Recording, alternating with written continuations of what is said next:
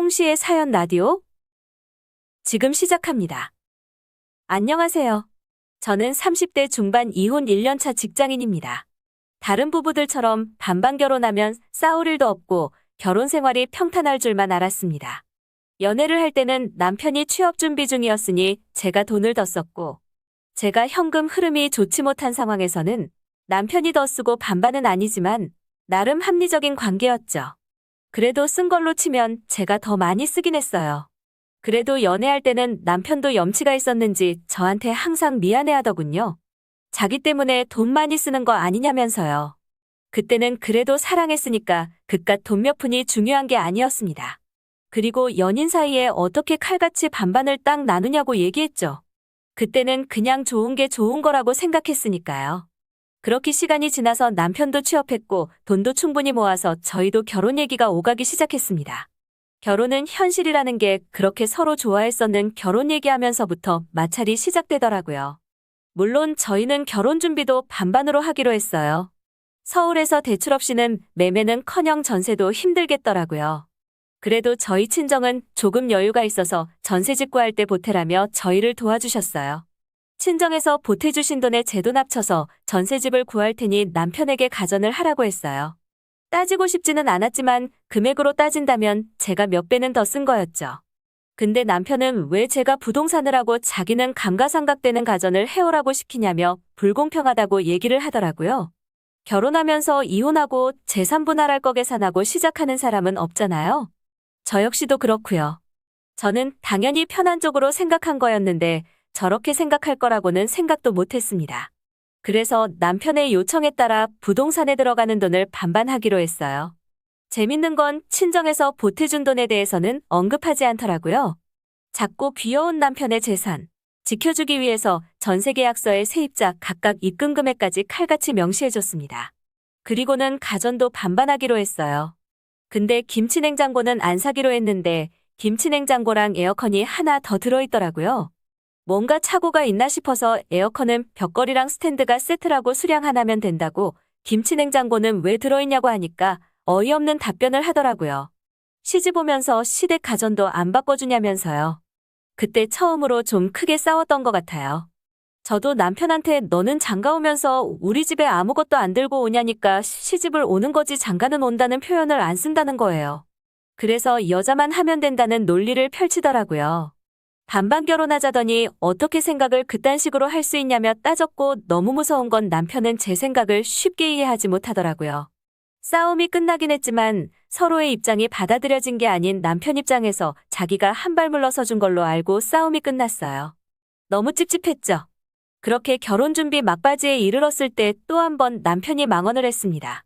지금은 괜찮지만 10년 정도 지나면 그때서부터는 시부모님을 모셔야 한다면서요. 그게 무슨 말이냐고 하니 재수없게 여유 있는 척 웃으면서 별거 아니라고 하더군요. 몸은 건강하셔서 그냥 간단하게 식사 챙겨드리고 우리 살림하면서 청소 같이 하고 빨래해드리는 거라 어려울 거는 없다면서요. 어이가 없어서 저도 남편한테 얘기했죠. 니네 부모님만 늙고 우리 부모님은 안 늙냐고요. 너는 우리 부모님 언제부터 모실 거냐고 밥은 할 줄 아냐고 물어봤더니 정색을 하는 거예요. 왜 자꾸 당연히 해야 되는 일을 안 하려고 시비를 거냐면서요. 젊은 놈이 머릿속에 저런 사고방식이 자리 잡혀 있을 거라고는 생각도 못했어요. 그날도 2시간은 싸운 것 같아요. 내가 너보다 학벌이 떨어지냐, 직장이 딸리냐, 그렇다고 우리 집이 가난해서 너한테 돈을 달라고 하냐, 시댁이라는 이유로 내가 희생해야 되는 게 언제적 구닥다리 사고방식이냐며 따졌습니다.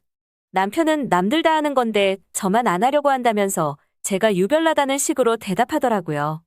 그때는 결혼을 엎을까 생각도 했었는데 남편이 얘기하더라고요. 사랑하니까 자기가 참는다면서요.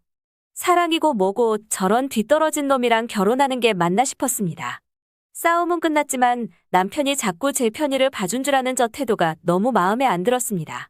그렇게 저는 정말이지 힘들게 결혼을 했습니다. 저는 당연히 가사도 분담을 했죠.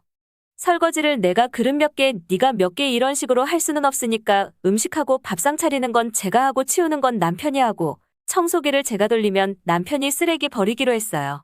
빨래는 건조기가 있어서 각자 빨래 각자 챙기기로 했고요. 근데 남편은 밥을 먹고 설거지를 점심 저녁 몰아서 한 번에 하더라고요.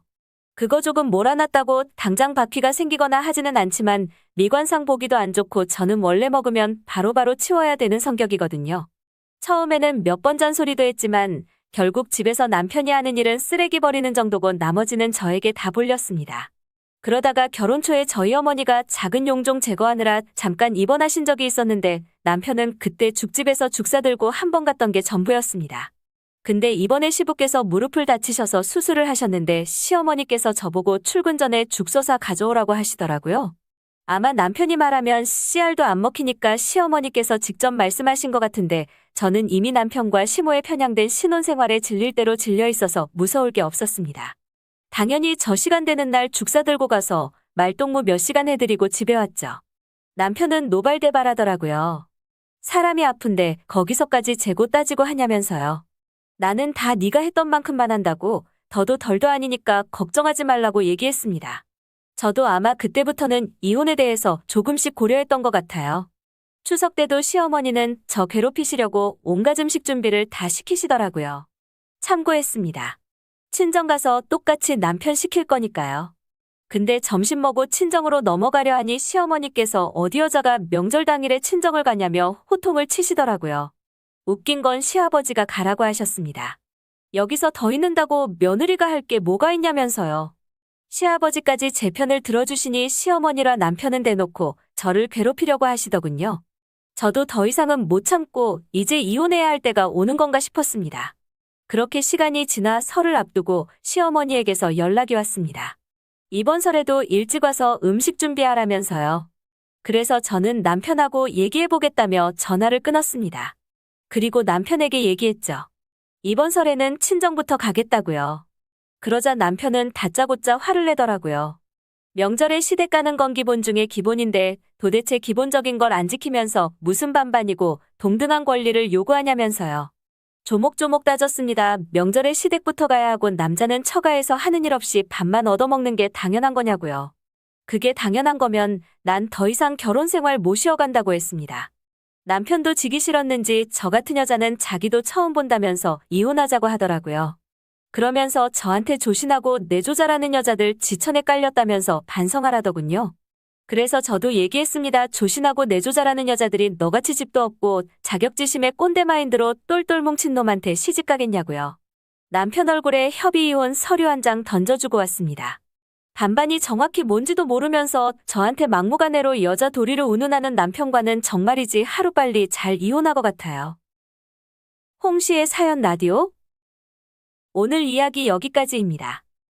재미있게 들으셨다면 구독과 좋아요 부탁드립니다.